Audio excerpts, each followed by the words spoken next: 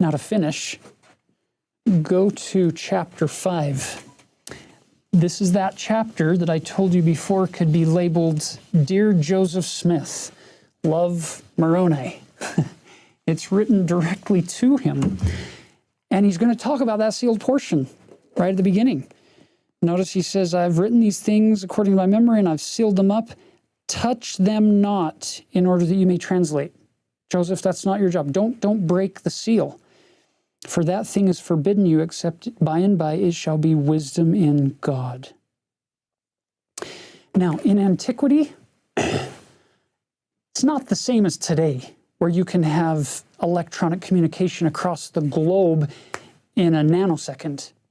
In antiquity, if you have a binding document or a binding law or something that's really, really important, that's written by a king or somebody in some kind of authority, and he needs to send it to somebody else at a far distance, because of the threat of forgeries, because of the threat of having people pretend to represent you and then having bad things happen, they would take, for instance, you could take a scroll.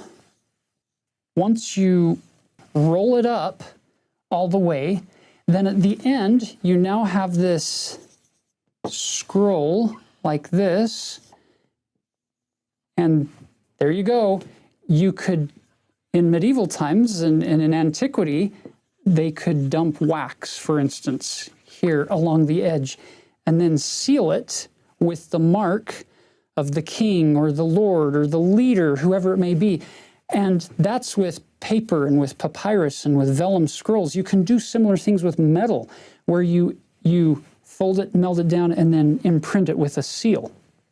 You can seal records and make it so that once that seal's broken, somebody can then know, oh, it might have been tampered with.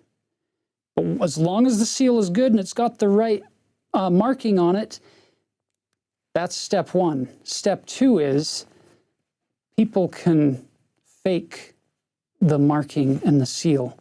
So step two is send witnesses to deliver the record, the law, the binding document, whatever it may be.